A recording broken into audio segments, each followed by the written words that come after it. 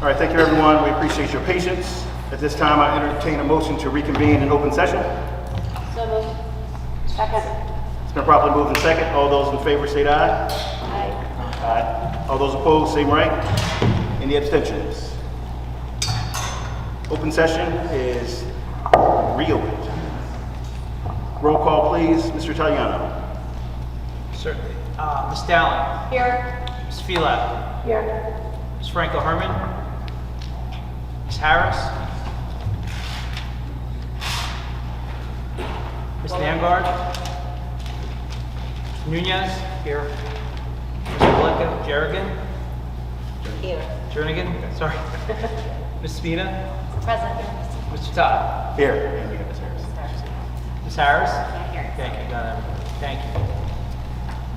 Thank you, Mr. Italiano. At this time, we'll rise to salute the flag. I pledge allegiance to the flag of the United States of America and to the republic for which it stands, one nation, under God, indivisible, with liberty and justice for all.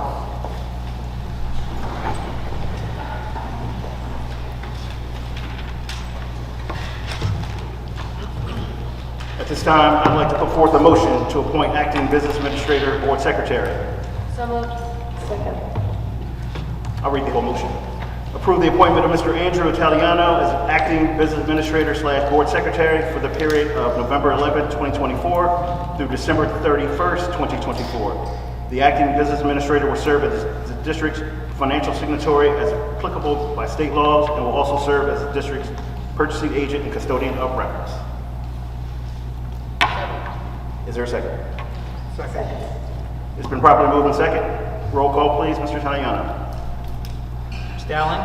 Yes. Ms. Phelan. Yes. Ms. Franco Herman. Ms. Harris. Yes. Ms. Nargan. Yes. Mr. Nunez. Ms. Valeka Jernigan. Yes. Ms. Spina. Yes. Mr. Todd. Yes. Thank you. Motion carries. At this time, we'll have the student representative report.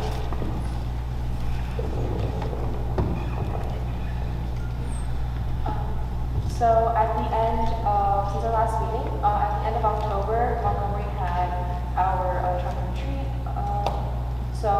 was basically an opportunity for all of our school clubs to come and hand out candy to the community. There was a very big turnout. I was there with the Women's Santa Club and we ran out of candy. So there was a lot of community participation at that event, and it was organized by the Montgomery Parks and Recreation. Montgomery High School also had the PSAT and scores came out last week.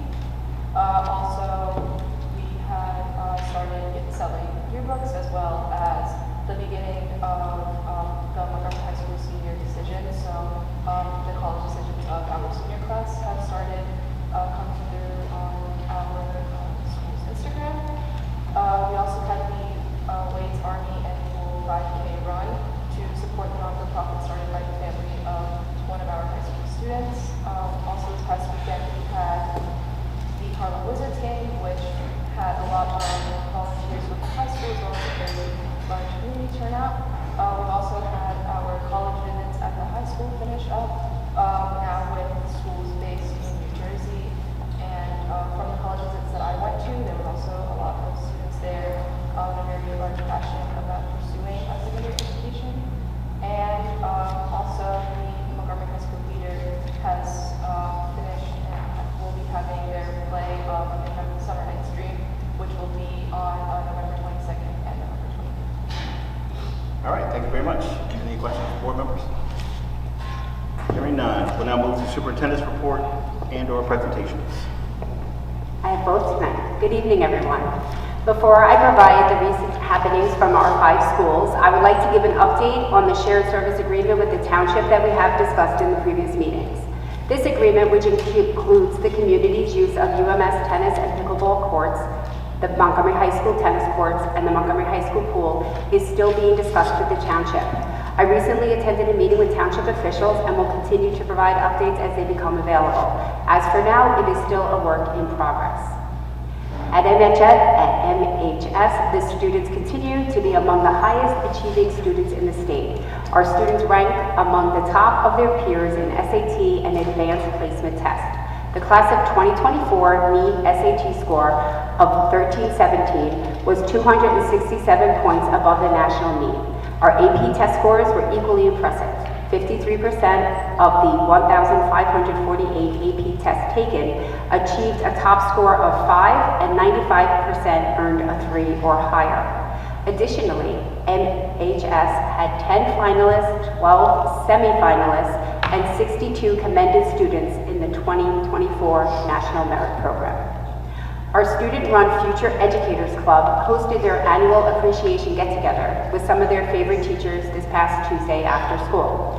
Teachers shared stories of why they became teachers, and students got the inside scoop on some of the most exciting lessons or flops. Teachers left happy tears after hearing about how they have inspired students to learn and grow. The Sen Asian Club had their annual Garba and Bollywood event on November 6th. Students and staff had a great time dancing to traditional songs and new hits. Another very successful fall athletic season has come to an end. The winter one has started. With many of our athletic teams making it to the state tournament. Winter sports kick off next week, and we're excited to welcome our athletes back inside for winter track, basketball, wrestling, fencing, cheer, dance, swimming, and diving.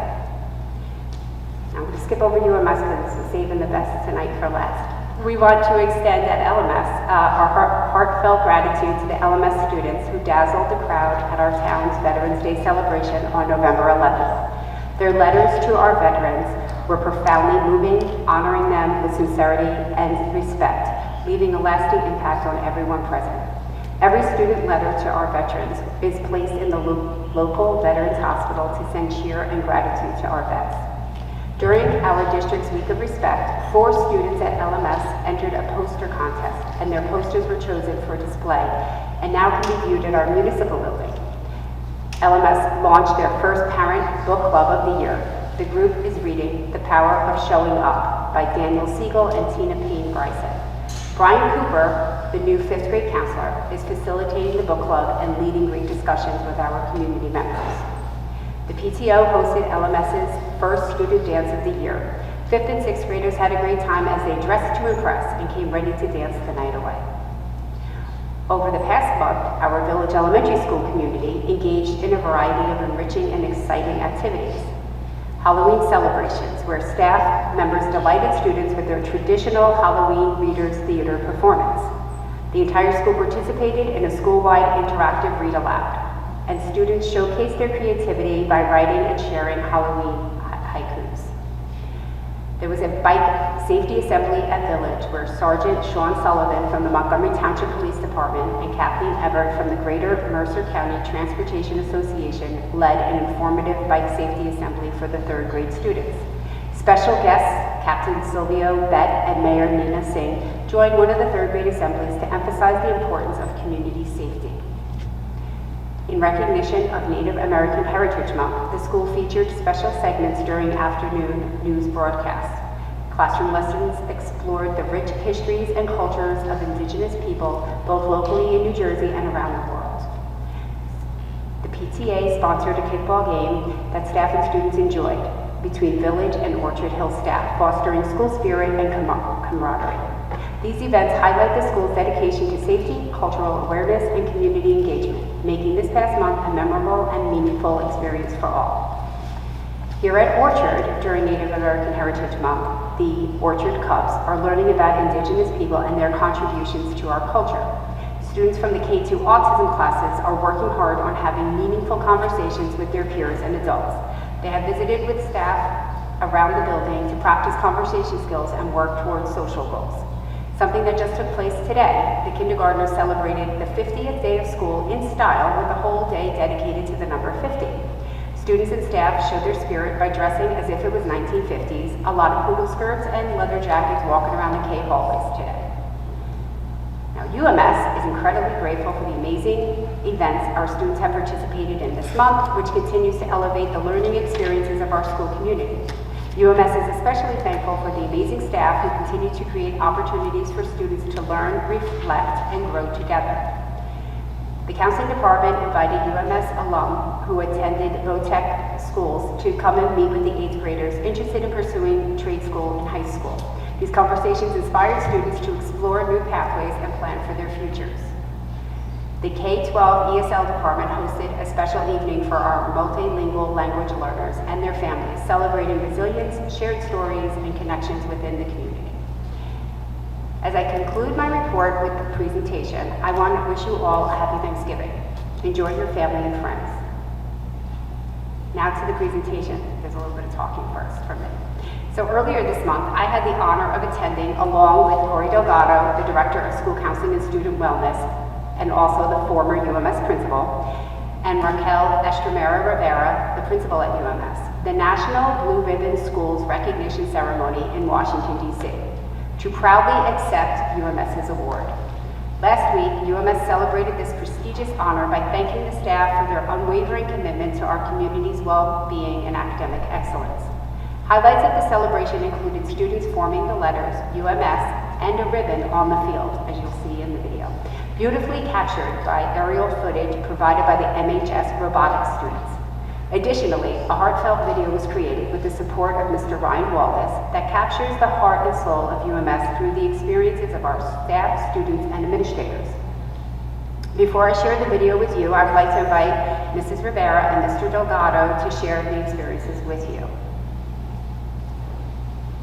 Yes, and thank you all for being here. This is a great honor. We have a policy about the board. That's the award. It's all Oh my goodness. Thank you. This is a partnership for sure. Good evening, Superintendent McLaughlin, members of the Board of Education, and my amazing UMS family. Thank you for taking the time to give us a moment this board meetings to recognize Montgomery Upper Middle School as a National Blue Ribbon School. This prestigious award reflects the collective effort, dedication, and excellence of our entire school community. Our Blue Ribbon recognition is a celebration of the unwavering commitment of our teachers, counselors, supervisors, administrators, and staff who inspire a culture of high expectations, inclusivity, and collaboration. They work tirelessly to ensure that every student has the opportunity to grow academically, socially, and emotionally. Their efforts have created a learning environment where students feel supported, challenged, and empowered to achieve their fullest potential. This achievement also highlights the importance of strong partnerships we have cultivated within our community. Our families, district leaders, and board education all play an integral role in ensuring that our students and staff have the resources, opportunities, and support they need to succeed. I also want to take a moment to reflect on what this award symbolizes. It is not just about test scores or programs or being one out of the 356 schools throughout the nation that was selected, or one of 11 in New Jersey. It is about the heart and soul of UMS. And that achievement is acquired through the efforts of our teachers, our staff, and the shared belief in the power of education to transform lives. I'm honored to be UMS principal, and I'm honored to have the support of the former principal, Mr. Corey Delgado, and I am incredibly proud of this recognition and deeply grateful for the support of the board, the district leadership, and most importantly, my UMS staff. So thank you for your continued partnership and for allowing us to celebrate this milestone together tonight.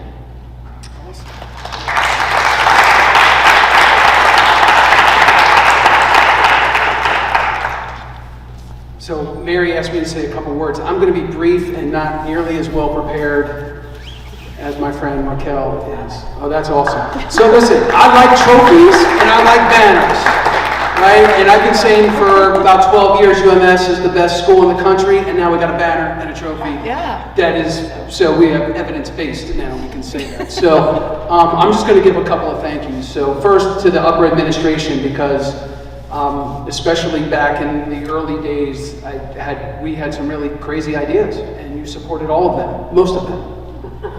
Most of them. The right ones you supported. So thank you for that, and Board of Ed. I got to give thanks to Mr. Bill Robbins was my predecessor, right? I was his successor.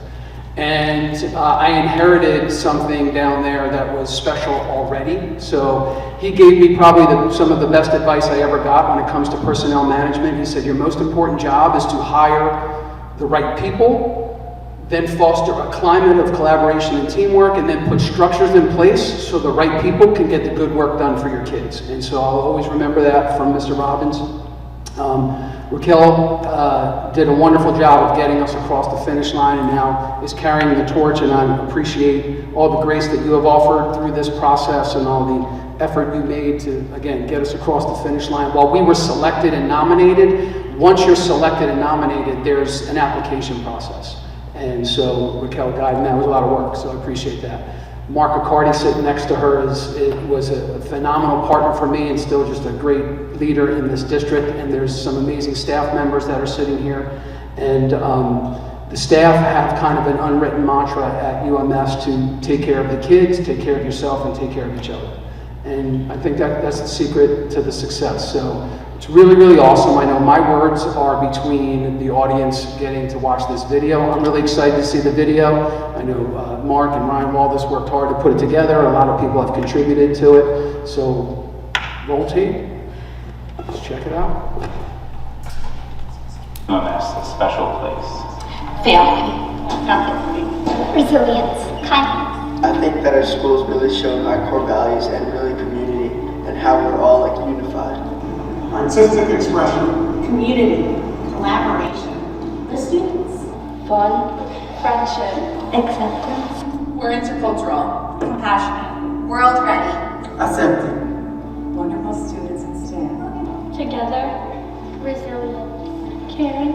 What makes UMS so special is that the teachers and the staff and the school, and also the sports and extra activities. That's what I really like about it. And also everything comes into like a soft blend, and yeah, I just really like the school, the community and stuff like that. Commitment. Family, cooperation, Unity. collaboration, support. Resilience, all the teamwork, respect, empathetic, family. UMS is a place where both students and staff can grow. So my word is joy, and I think that UMS has this as a special characteristic because you walk in the building and you talk to the students and you talk to the teachers, all you get from them is joy. Community. Collaboration. Quite appropriately, we're doing that together. Well, this place is very nice to the students we have, and also my co-workers, teachers, all the staff members are great, so I'm very happy to be here. And that makes UMS special for me.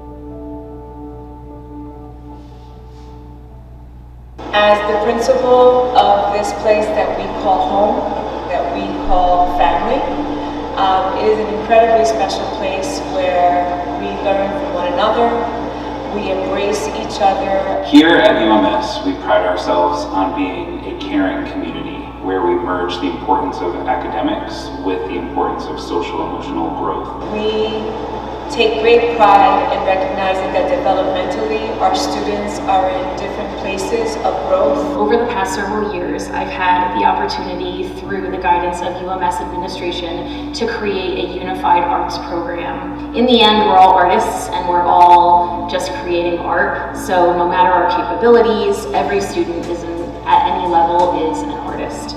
We take time throughout the school year to pause and host what we call Pause for a Cause Days, and we are so fortunate to have the support of our district that 3 times a year we halt academic instruction to have what we call Cougar Care Days, where we spend time as a community taking care of the mental health of our students and our staff. We have a sense of responsibility that we need to know how our students learn, what our students are passionate about, what they want to do and how they want to see themselves. So I really like how our school uses the PLC model, and the reason I like it is because it brings together the content area specialists and like a learning or special ed specialist together to think about the lesson plan for our kids. We're always going back to where are the students at? Where were they before? Where do we want them to go?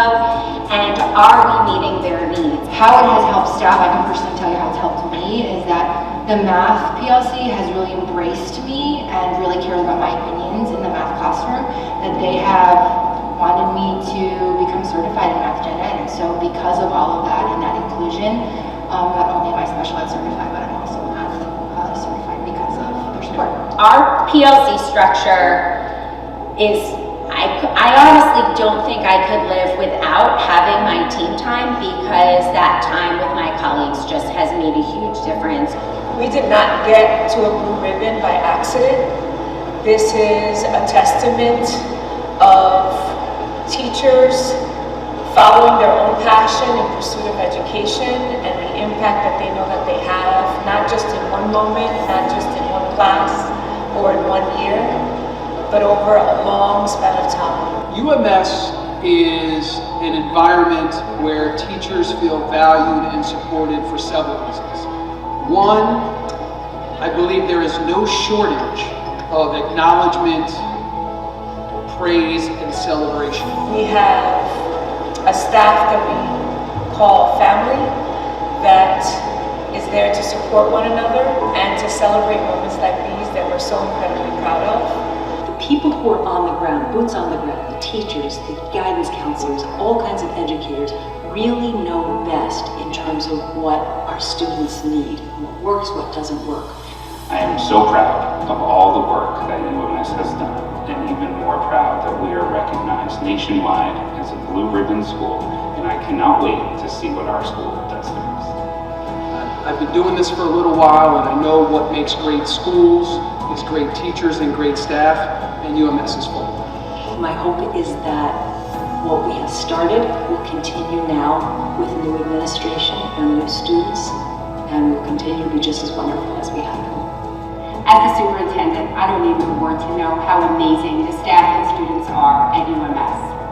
However, I must say it was a great honor and privilege to receive the National Blue Ribbon Award for UMS. I had the pleasure of going to Washington, D.C. with Principal Rivera and Mr. Delgado. It was amazing to see all the other schools from across the country earn the award with us.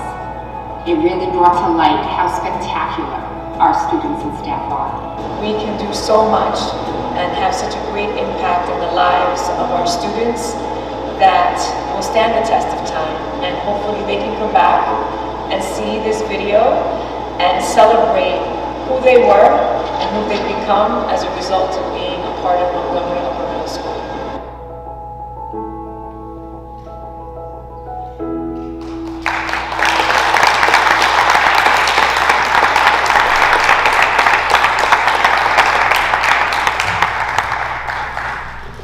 Congratulations again to UMS staff and all the students and parents. This is such a great honor.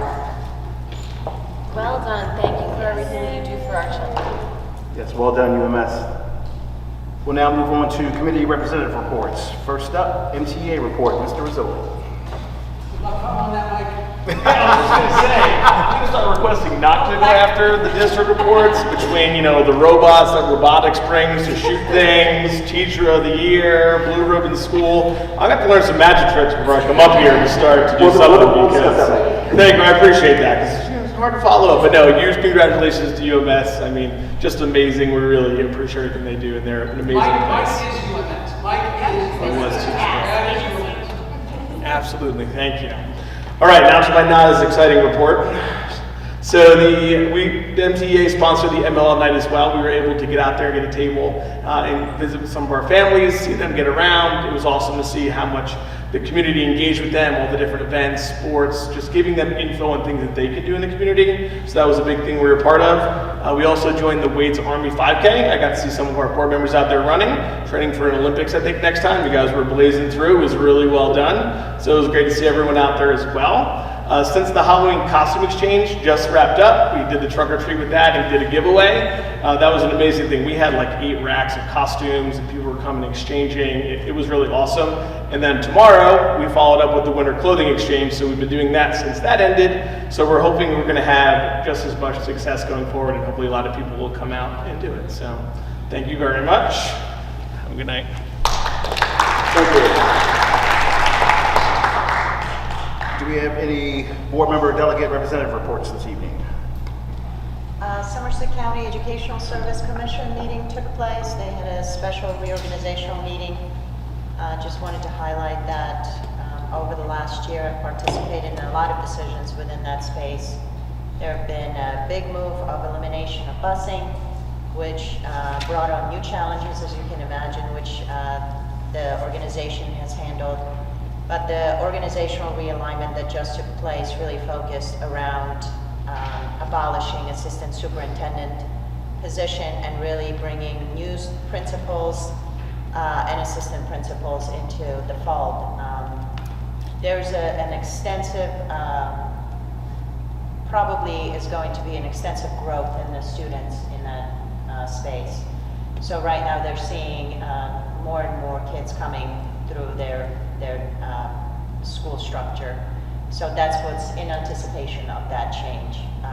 The organization made a decision to go ahead and have more principals aligned to specific grades. So that was a big shift, and it was approved during the board meeting.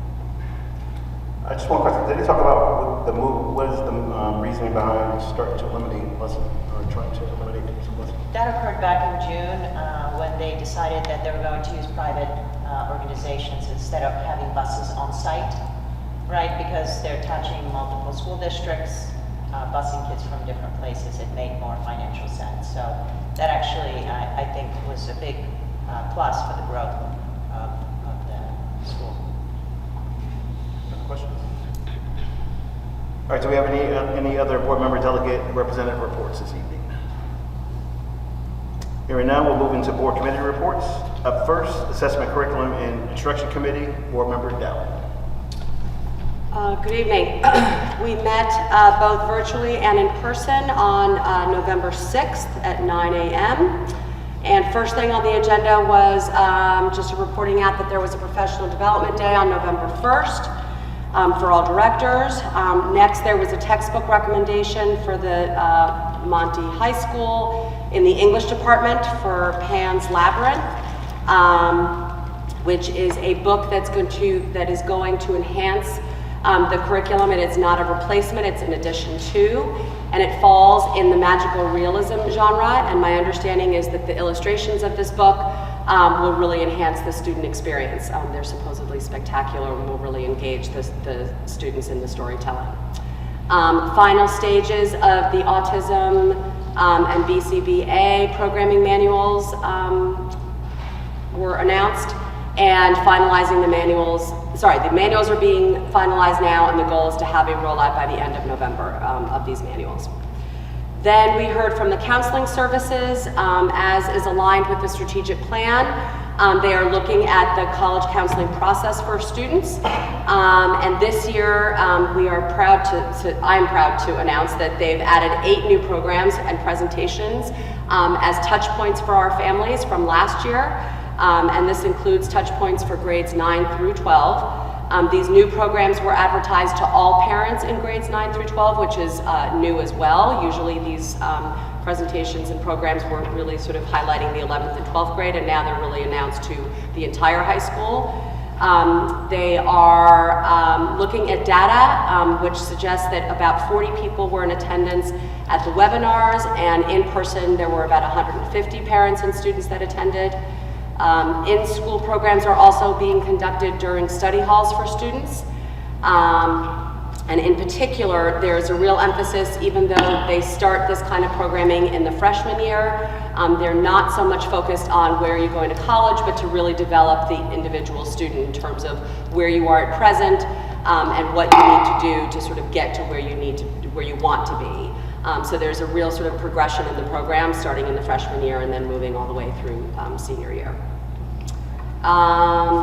PSATs were also,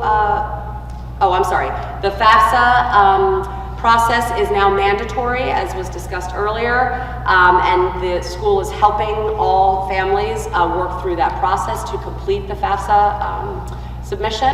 They are hosting 2 events to help parents through this process. At this point, they don't know how many parents are waiving out of the FAFSA, but they will cross-reference a couple of Genesis reports to see who waived out. So more on that forthcoming. And then lastly, the PSAT was administered in October to all juniors and sophomores who chose to take it at the school. Thank you, Board Member Dowd. And just update on FAFSA, the rollout is actually effective today, the beta version, and it is, applications are being accepted.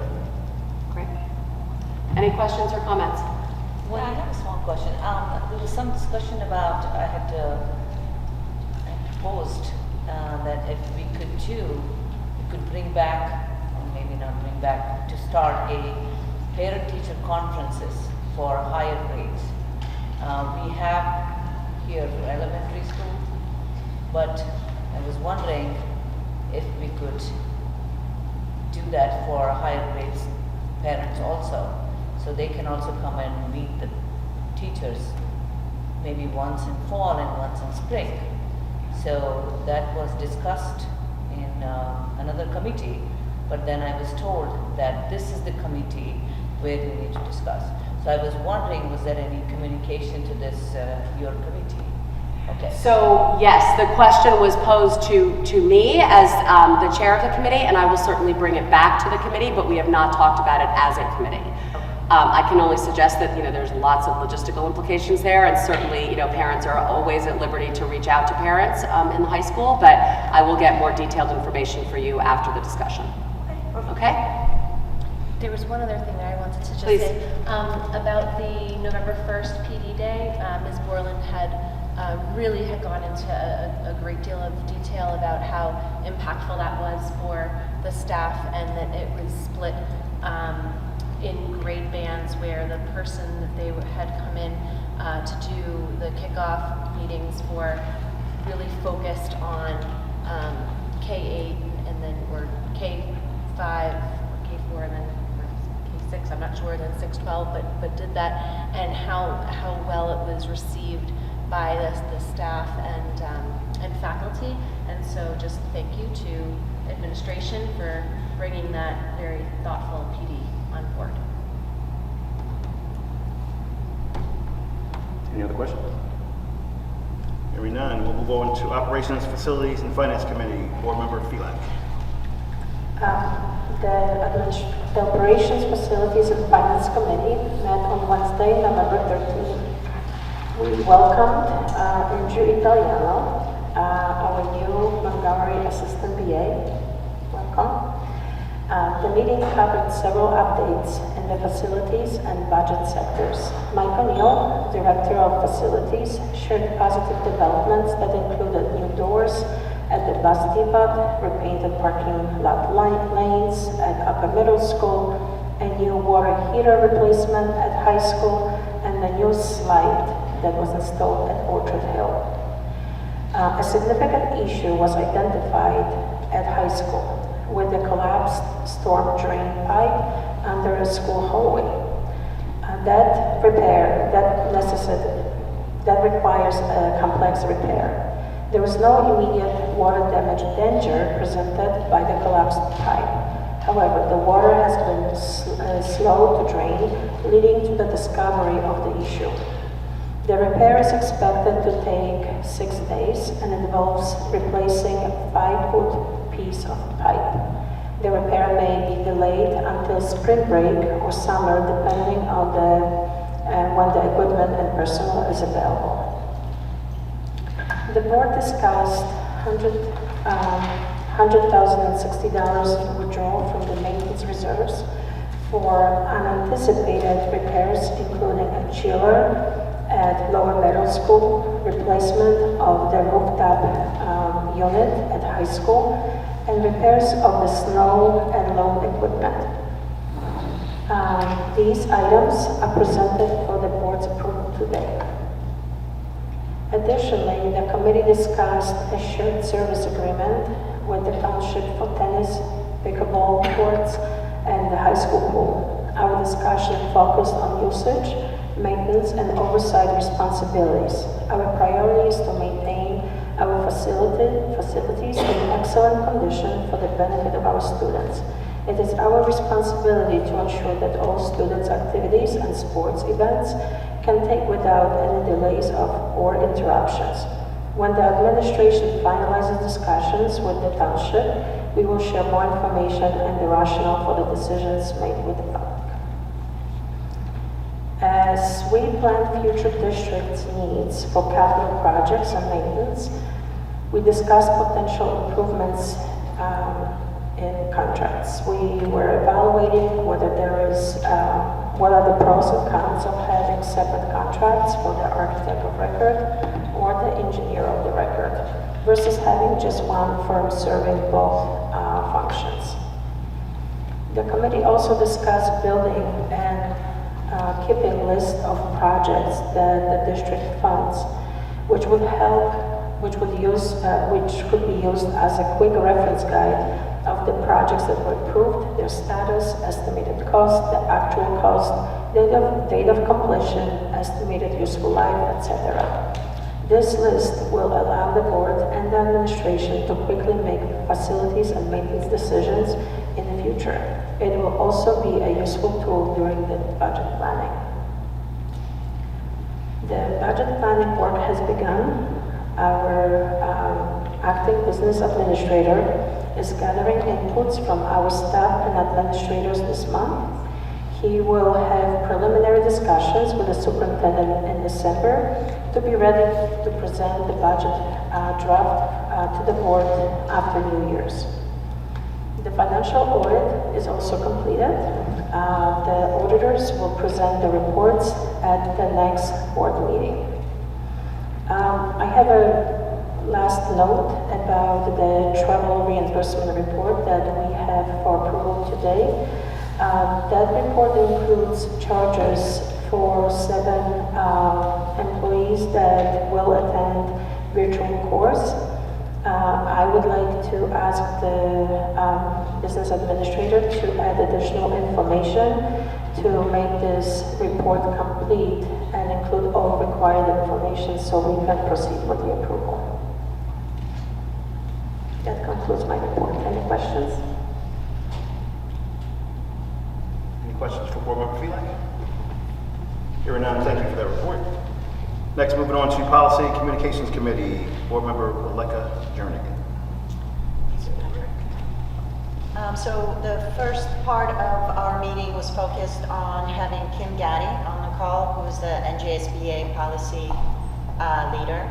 Over the last year, we've talked about potentially taking a look at NJSBA, what they can offer to this school district from a policy perspective versus the services that we have today. They've performed, as you guys know, the wellness check. We received some of the results. I think we reviewed all of those results with Kim. She gave us some guidelines. Some of the highlights that she's shared with us is some of the policies still need to be updated with the latest. There's a lot of legal law changes that occur very fast, and because all of our policies reference some of the legal legislature's changes, those need to be updated regularly. Sometimes our policies are mislocated. We have regulations, we have policies, so those need to be cleaned up. We still have table of content, but nothing linked to the table of content. She gave us some policies that were missing, FAFSA being one of them, so I heard you guys discuss that. So I think overall we scored decently from that perspective, but what we also discussed is a potential shift to NJSBA. Today, NJSBA utilizes a different tool. It's called Board Docs, but it's very user-friendly. So one of the things that I think I see as a big differentiator for us is that the most significant, I guess, distinction that I see is that NJSBA policies are drafted in a way to ensure that they can be understood by a majority of the community. I myself sometimes have a hard time seeing which policy I should be reflecting, and there's a lot of legal components in it. So the way NJSBA writes their policies, and all of you have access to NJSBA, can actually take a look at their language. I know I've shared some of the verbiage in the past.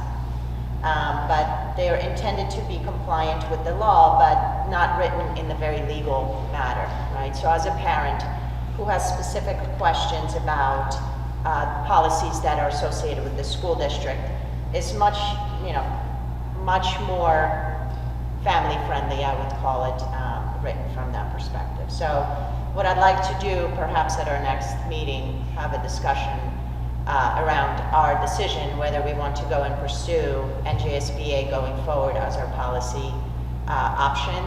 There's a 9-month transition period, so this will not happen overnight. Believe it or not, over the last year, they've had quite a few school districts transitioning to NJSBA. Part of it is due to a lot of different policies that have been implemented in the school districts based on law. There was a lot of questioning around mandates, non-mandates, so I think what we are seeing is a shift. Also, NJSBA is hiring quite a few resources. They just hired another resource to manage the policy, so they're growing. The actual CEO of the organization really is trying to put a lot of effort and energy into building a strong policy organization that will support school districts from true school policy perspective. We've had this conversation before where our policies are filled with a lot of laws. The laws are laws, so sometimes we don't have to reinstate it in our policies. Our policies should really be focused on what our schools need to do, right, and not just what laws are associated with it. So I will ask you to think about this. I've sent you the report. Take a read, take a look at the NJSBA and what policies they have to offer, and let's make a decision as a board at the next meeting to see if that's a path that we want to take. So that was just kind of to give you a summary of what Kim discussed with us. Now, as far as the policies are concerned, I just want to have a discussion with the board because the policies that are being addressed this board meeting are physical examination policies, policy 3160 and 4160. And there are a few minor revisions in the option section H of regulation guide of 3160 and 4160 regarding pre-employment drug testing. As a result of the recreational use of marijuana and cannabis being legalized in New Jersey, marijuana is no longer a controlled dangerous substance under New Jersey law. So pre-employment testing for controlled dangerous substances as defined in the statute would not include testing for the presence of THC. So as a district, we can have a requirement, and we have our attorney here with us as well, but we can have specific indication for pre-employment screening that would be required for our school district. Right now, the recommendation from Strauss Esme is that we have that discussion and we as a board decide whether we want to follow just what the law is, and this is no longer required for anybody who's going to be hired into the school district, or we want to put some clause into our policies that state that no, we will still require those tests. So prior to approving this policy to go forward, I would recommend that we have some discussion. Can I ask a question? So the law right now basically removes marijuana as a controlled substance. So when, let's say, we would have someone who is operating a bus or, performs duties that would potentially put our students' safety at risk, I think that's a serious consideration to make. I think that we definitely need to refer to our attorney to guide us through this process so we know what we can, what we cannot do, and whether or not there would be a test that would be done only at the beginning of the employment, or would that be a random testing, or what exactly would be the guideline? Right, so maybe the legal question is this particular law talks about regulating pre-employment testing. if we would put a clause in place that would specifically say that pre-employment testing needs to be done for a school district, would that also apply to random testing throughout the year? No, not necessarily, that would be separate. That would be separate. So there could be a potential, another policy within the district that we would have to impact. For random testing or suspicion-based For random. testing? For random. That would be different. Okay. I have one more question about services that, the policy services that NJSBA offers. So what's the comparison in terms of cost between Strauss Esme and NJSBA? Yeah, so I think the longer we wait, the more expensive it gets. So I know we've had this conversation over a year ago, and it was very compelling financially. Now, because they're shifting into board docs, it's about initial $9,000 plus $2,000 a year for the board docs. Now, I don't know if you guys see, but there's a lot of boards shifting to board docs, right? It's a newer form of capturing all of the documentation, easy searches, all of those things, so almost like an enhanced service. If we would go ahead and transition our school into board docs out of the current system, that $2,000 a year would go away, right? So because we would have to have that as part of the policy portal, right, that charge will still be there. So I would say from a comparison perspective, it's not as much cheaper as it was a few years ago, but it's still a little bit less, but comparable, I would say. So if I understand correctly, right now we are using the schoolboard.net. Correct. So if we evaluated this new platform, board docs, and I would assume that there is a fee associated with that, which would be compatible to what we have with this schoolboard.net. So if we transition to to board docs, that means that the policy service through NJSBA would be at no additional cost.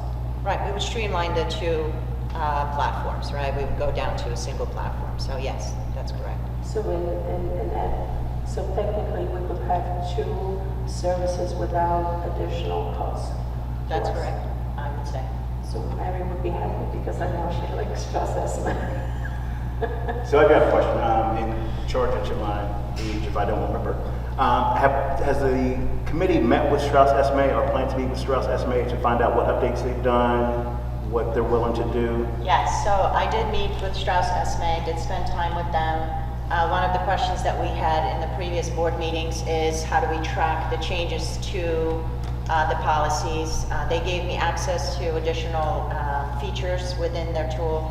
Unfortunately, they don't track that, right? So it's updates, but not necessarily any tracking of specific language year over year of what we tweaked. So we would have to go through our board notes and take a look at what actually changed. So, you know, personally, and obviously I am a single individual that went through it, I found it a little bit cumbersome. Now I don't use it every day, so I don't expect it to be easy for me, but I didn't see anything extraordinary to say, wow, you know, Strauss Esme is really compelling, right?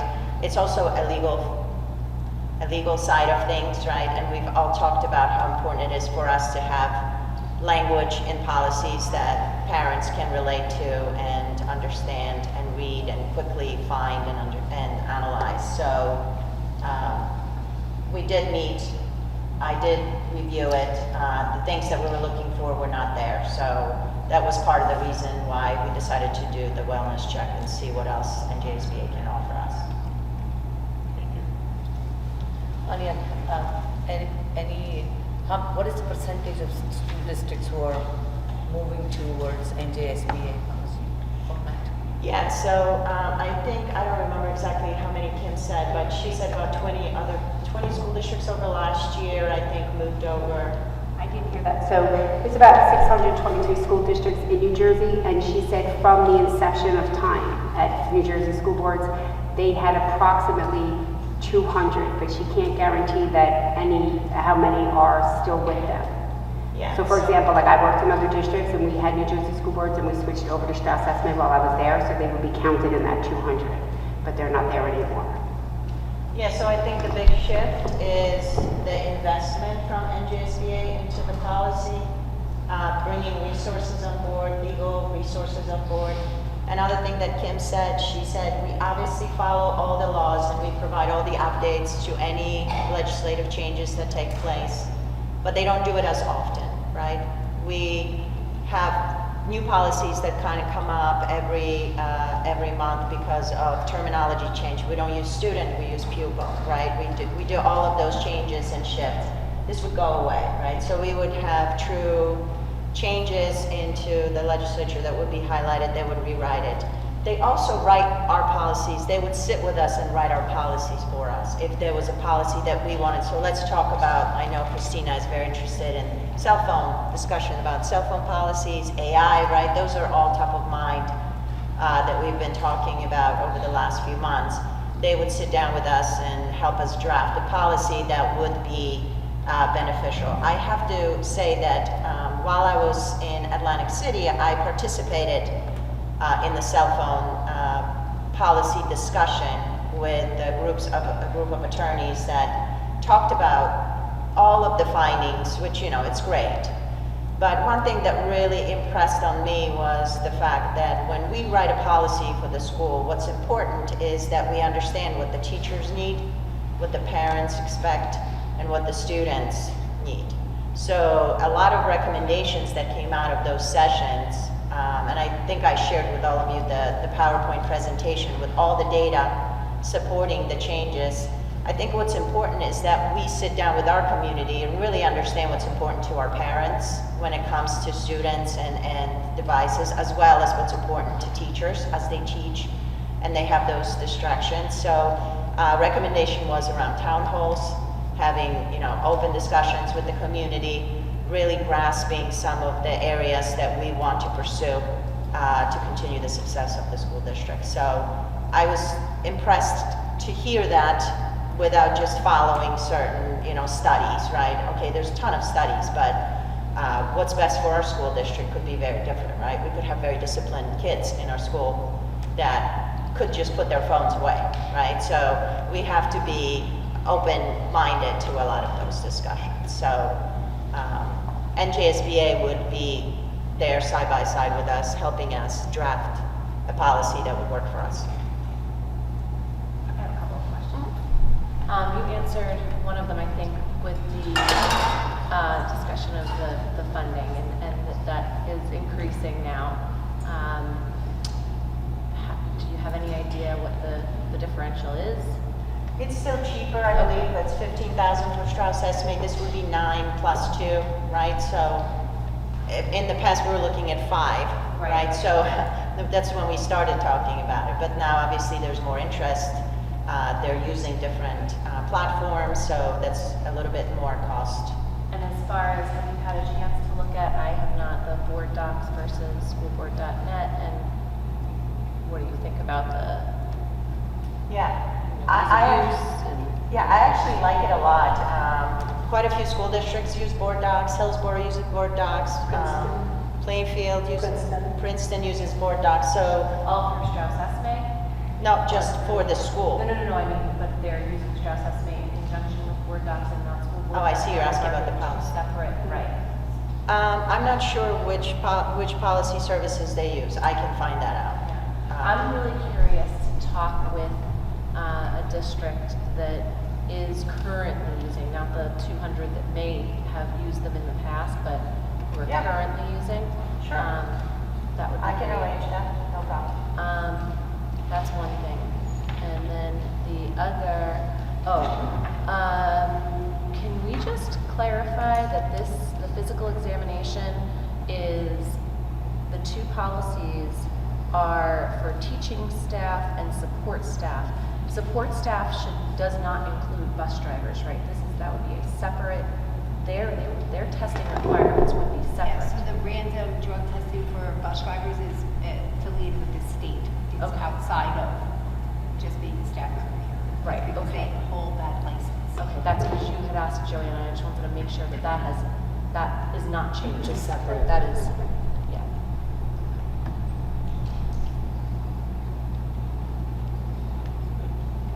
Any other questions? Yeah, so the question is for us, right, to decide whether, we want to go ahead with the policy, whether we want to take some time with our legal attorneys and redraft questions that could, be a little bit more strict when it comes to hiring and testing. I think in addition to Maria's inquiry of schools who are using, schools that have made the transition from Strauss SMA too, I think that's really critical because Those are the obviously they're ones. trying to sell us a product, so they're going to, Absolutely. make it very attractive. But I think the actuality of making that transition is something. Yeah, so that I've more actually information. spoken to about 3 or maybe even 4 school districts that have transitioned. Right now, Flemington, for example, is in the process of transitioning. Quite a few school districts already transitioned, started the wellness process. That's how I kind of learned about it because, we've all known we have it, but I didn't realize it was free until I started talking to other school districts and they said, it's free, you just, it's part of your service, so that's why we did it. So I would say we're kind of late in the game because there's quite a few. So what I'll do is I'll contact them, ask them if I can give your names, and then you guys can have a sidebar discussion with them and you can hear their feedback. But from what I've seen and what I've heard, it's positive. A lot of it has to do with the simplicity and the true, kind of policy-driven for that school district, right? School district policy-driven versus legislature and law-driven policies, right? So that's the big selling point, I would say.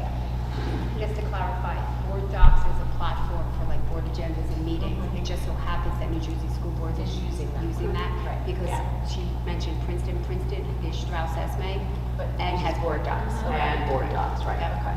Yeah, they already transitioned to Board Docs, right? So when they went, if they would go to NJSBA, they wouldn't have that extra $2,000 fee. Right. Because they're already in that So platform. essentially, you keep the $2,000 fee if you keep schoolboard.net with. Correct, 2 platforms, yeah.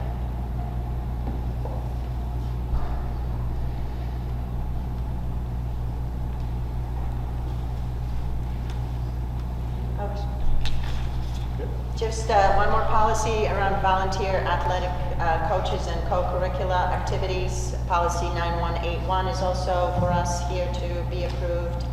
And this also has an update around the tuberculosis. So you saw some of the updates there. I think that's just across the board, that testing is not required as often as it has been. So that's a state change. TB. That's all. Thank you, Patrick. I don't know, hold on, let me look. Yeah, I'm pretty sure. I see up here. Thank you very much. Oh wait, I have one more thing. Was there not a, notes from it updated? So Valerie was Yeah, ill. Because that, okay, because I was. I know, I can't. I apologize for that. So that's part of the reason. Otherwise, you would have seen it and probably been more prepared, so it's my fault. Sorry about that. It's not your fault, but, But we'll make sure those get added. thank you. All right, HRC met on November 12th. The only item that we discussed that was not confidential in nature was the item that Board Member Nargon brought up about parent-teacher conferences being implemented beyond elementary. That was kicked over to ACI to be discussed at a later date. ACI met before HRC. Correct. The parent-teacher conference. Oh, sorry, yes, got it. At this time, I'll entertain a motion to accept the October 15, 2024 executive session meeting and the October 15, 2024 business meeting. So moved. Second. It's been properly moved and seconded. Roll call, please, Mr. Italiano. Ms. Dallin? Yes. Ms. Fulak? Yes. Ms. Franco-Herman? Ms. Harris? Yeah. Ms. Dorgan? Yes. Nunez? Ms. Loca Jernigan? Yes. Ms. Spina? Yes. Mr. Todd? Yes. Thank you. Motion's carried. Thank you. This time, the board recognizes the correspondence to the board. Action agenda items, public comment. The Board of Education welcomes and encourages input from the public. Members of the public are allotted one opportunity to address the board regarding action agenda items only for up to a maximum of 3 minutes per speaker. All comments must be directed to the board. Before you make your comment, please state your full name and address and enter both on the Chromebook provided. Being mindful of privacy rights regarding students, board employees, and board members, and to avoid any liability on the part of the speaker, the board discourages defamatory and discourteous remarks. The public comment portions of the meeting are not structured as question and answer sessions, but rather are offered as opportunities for the public to share their thoughts with the board. The board may need to refer an issue to the superintendent if the issue has not been handled through the appropriate chain of command, usually starting at the school level. Responses may be provided at the end of this session. Again, this is for action agenda items only. When you step up to the mic, please refer to the action agenda item number that you're commenting on.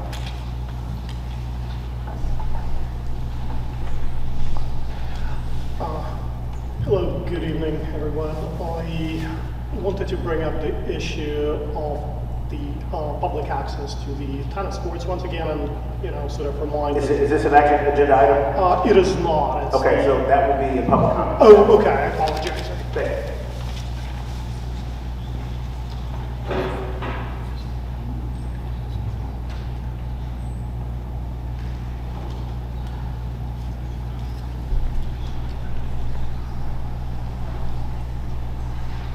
Seeing no comments on action agenda items, public comment portion of this is closed. So I'm sorry, am I allowed to speak to the Blue Ribbon Award for UMS?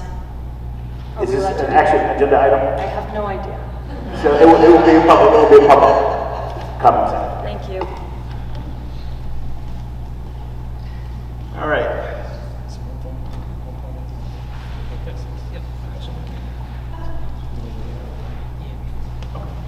Okay, I am going to make an amendment to our agenda before we vote on it. For action item 3.3, our bills list, there's going to be one payment that is going to be withheld and paid in December, and that is a payment to Board President Todd for his reimbursement to the school board conference. That is going to be the only change to the action items. Everything else will stand. Yeah, there is one correction. We will have to go into executive session for a brief period of time to discuss some personnel matters. So at this time, I'll entertain a motion to reconvene in executive session. So moved. Second. We're properly moved in second. All those state aye. Aye. All opposed, say right. Any extensions? We're now in executive session. We will try to get out of the executive session as quickly as possible.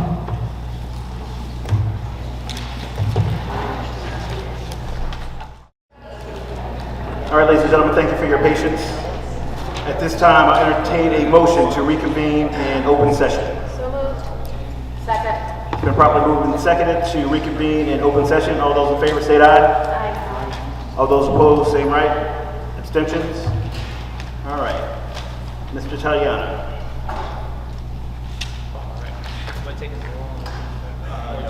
Okay, so I want it's back. Okay, all right.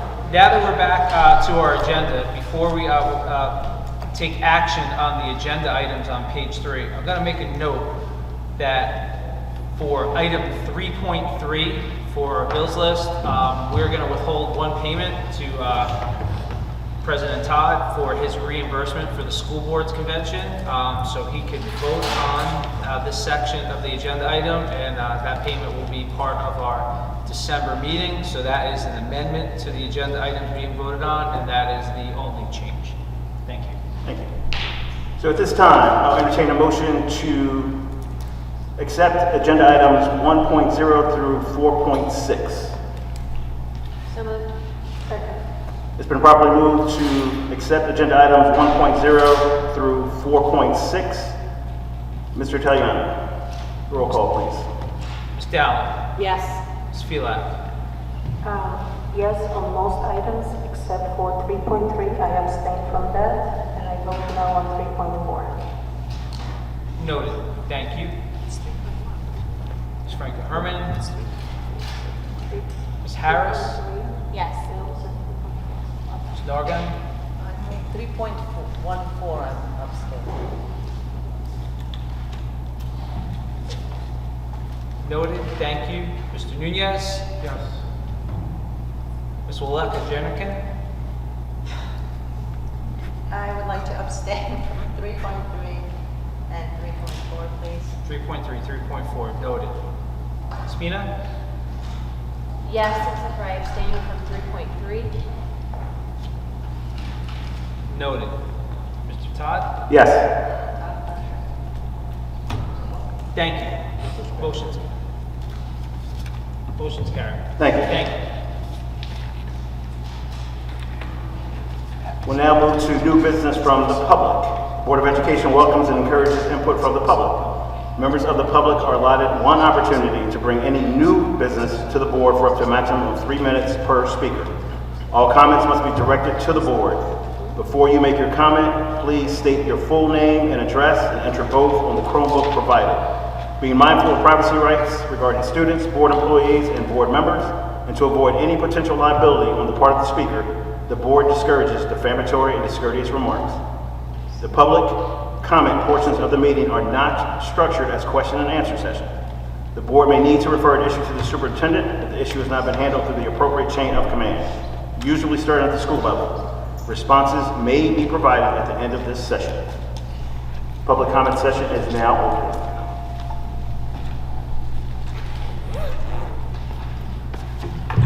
Hello, I'm Karen Kevorkian. I'm a lifelong Montgomery resident. I'm one of 3 generations of teachers in this district, and I teach 8th grade language arts, and I've served as the MTA UMS Vice President for 11 years, ending just this past June. And tonight, I'm here to, there were more before, but tonight I want to honor my colleagues and administrators that I worked with during the 5 years that the Blue Ribbon panel looked at our school's performance and ultimately decided to give us the award. Beginning years earlier, our principal, Corey Delgado, and our building association leaders believed that identifying problems and setting goals together would yield stronger results for our students. We attended training sessions together on how to collaborate effectively. We established a school leadership team composed of our principal and vice principal, 2 supervisors, our union leaders, and various other staff members. We identified important projects to work on together, including climate and culture, trauma-informed or compassionate care, DE&I, Project Unified, instructional strategies and solutions. Our vice principal, Mark Accardi, connected our committees with a common thread that all were focused on making students feel wanted and welcomed, confident and competent. We learned that authentically inviting staff's voices inspired our newer members to become involved, and it re-energized our veteran staff. Our building epitomized the cliche that the sum is greater than its parts. Corey and Mark led the way, together with our MTEA members, to foster an environment where we were a unified, supportive team. Actually, we were a family. My colleagues are phenomenal. They're talented, intelligent, diligent, and committed, and they're kind. They'll extend themselves without a thought to a student or an adult in need. And because of how we work together, our students benefited academically, socially, and emotionally. They achieved impressively, but more importantly, they engaged in the UMS experience, exploring and developing so many aspects of themselves through what we offered to them. I thank my new principal and my entire UMS family for making me proud to come to school every single day, and I want to continue to improve my own practice so that I can meet their levels of excellence. So congratulations to UMS on the Blue Ribbon.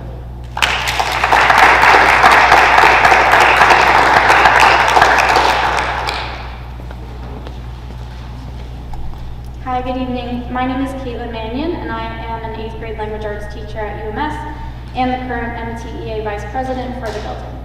I just wanted to celebrate and highlight the work of our members, faculty, staff, and administrators who bring their best selves, their love of students, and their passion for their content into work with them every day. The Blue Ribbon Award is a reminder of the dedication of our staff, and yet it could never truly capture the heart and innovation in academics, co-curriculars, and social connections that are a constant presence in our school. I'm looking forward to continuing this tradition in my capacity as a teacher as well as a school leader in partnership with the other leaders in our building who facilitate this work. I'm encouraged by the excellence by which I am surrounded, and I know that the high caliber of education that we collectively offer will only continue as we move forward together. Thank you.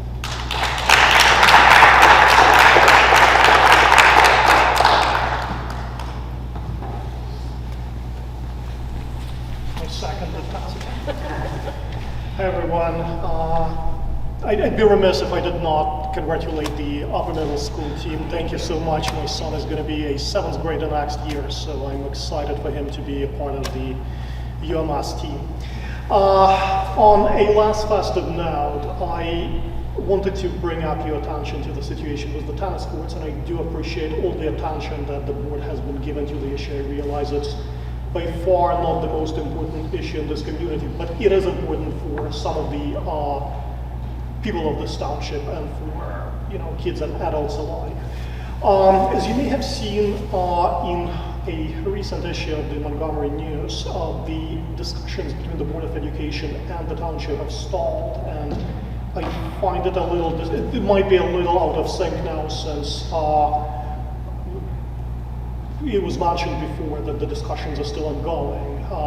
But if the discussions have sort of stalled or have been put on hold, I find it a little ironic in a way, because on paper both the Board of Education and the township advocate access to sports facilities and to recreation for the members or the citizens of this township. So I would appreciate if there was some transparency. I'd honestly, as a citizen of this town, would like to understand why the discussion has been taking so long. I mean, it's been over 4 months, and as a reminder, it took roughly 100 days to draft the US Constitution. So, this process has been taking much longer than that. I know that previously vandalism was cited as a main concern for keeping the courts closed, and I realize it's an important issue, but also as a reminder, Mona Lisa was vandalized 6 times, and yet it is still on display at Louvre. So, let's not use it as let's not use the single data point as a reason to, keep the courts closed to the members of this community. Again, thank you once again for all the work that you do. I realize that there's a lot that happens behind the scenes. I would appreciate a little more information if possible. Thank you once again. Appreciate an opportunity to be here. Congrats once again. Thank you. Sir, could you just state your name for the record, please? Oh, for sure. I apologize. Dmitry Kozyan. Thank you.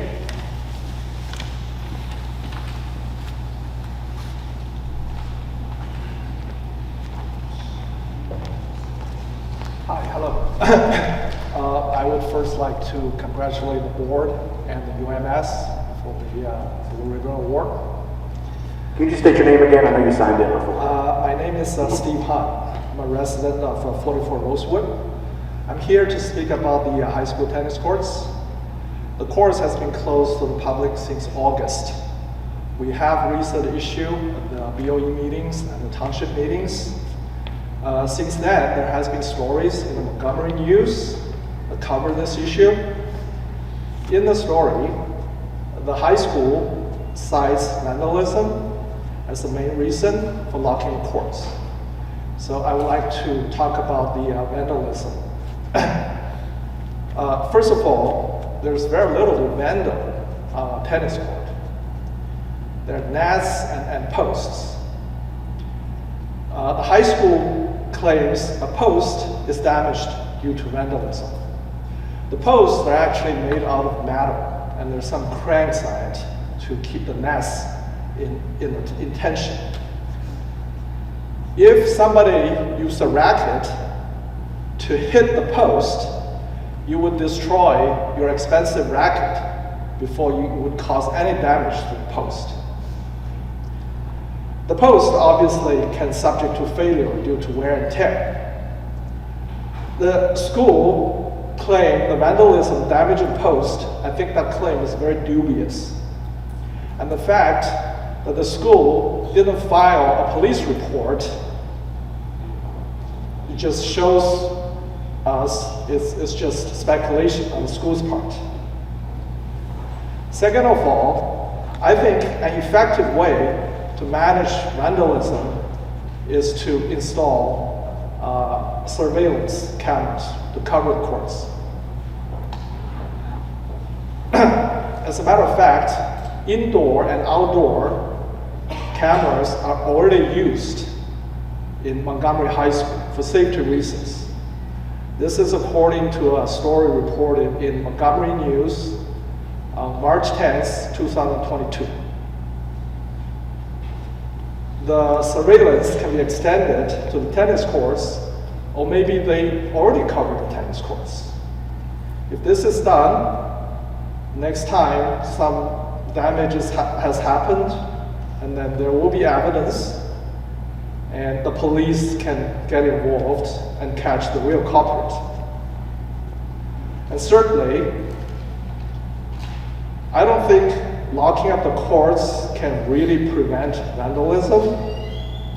If someone is really determined to vandal the courts, he can easily cut through the wires and block the locks. Based on the updates from the Sir, that's time. Okay. Sorry.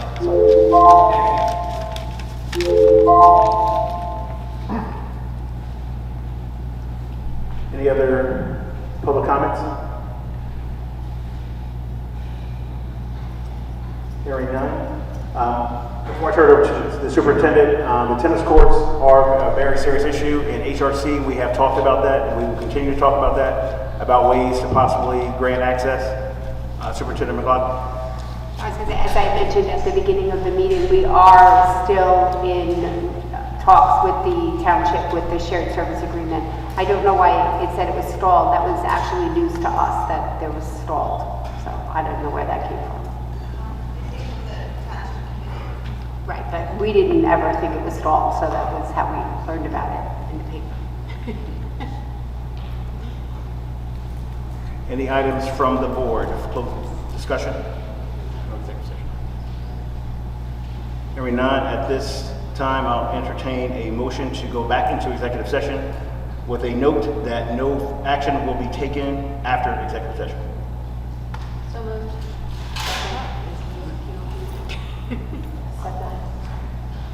It's been properly moved and second. Any discussion on the motion?